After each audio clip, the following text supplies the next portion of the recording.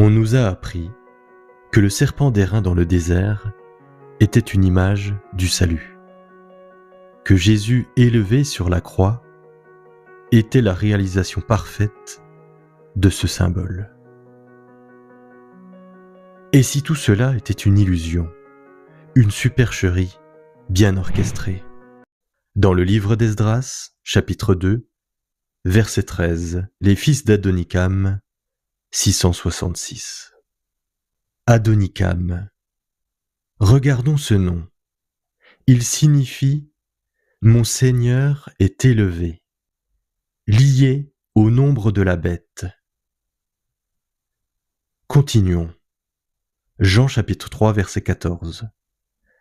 Comme Moïse éleva le serpent dans le désert, il faut que le Fils de l'homme soit élevé. Un serpent élevé sur une perche, un symbole de salut? Depuis quand un serpent, symbole direct du malin, dès la Genèse, devient-il une image du Sauveur? Et si ce salut prêché n'était pas celui du Dieu vivant, mais une imitation? Un faux salut, basé sur un acte de mort, un homme cloué, élevé, tel un serpent de bronze.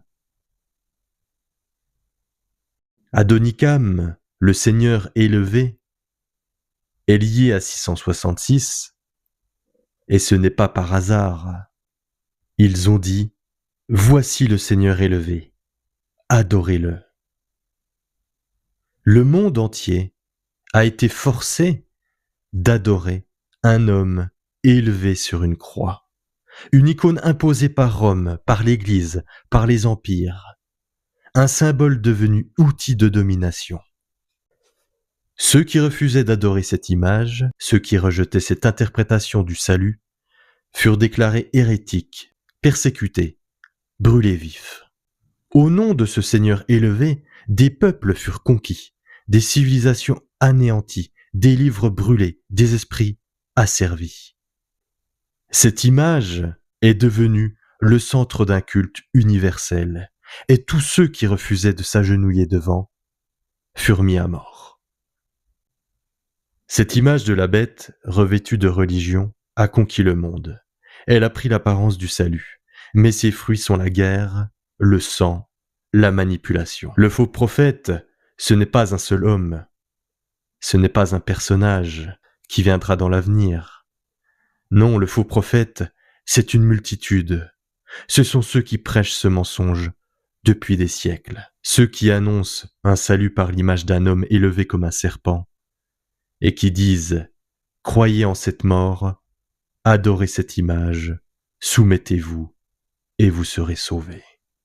Ces voix religieuses qui nourrissent l'image, qui séduisent au nom d'un Seigneur élevé, mais qui servent la bête.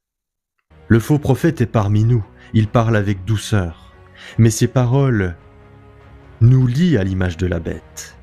Alors sortons du mensonge, rejetons cette image et cherchons enfin notre Créateur.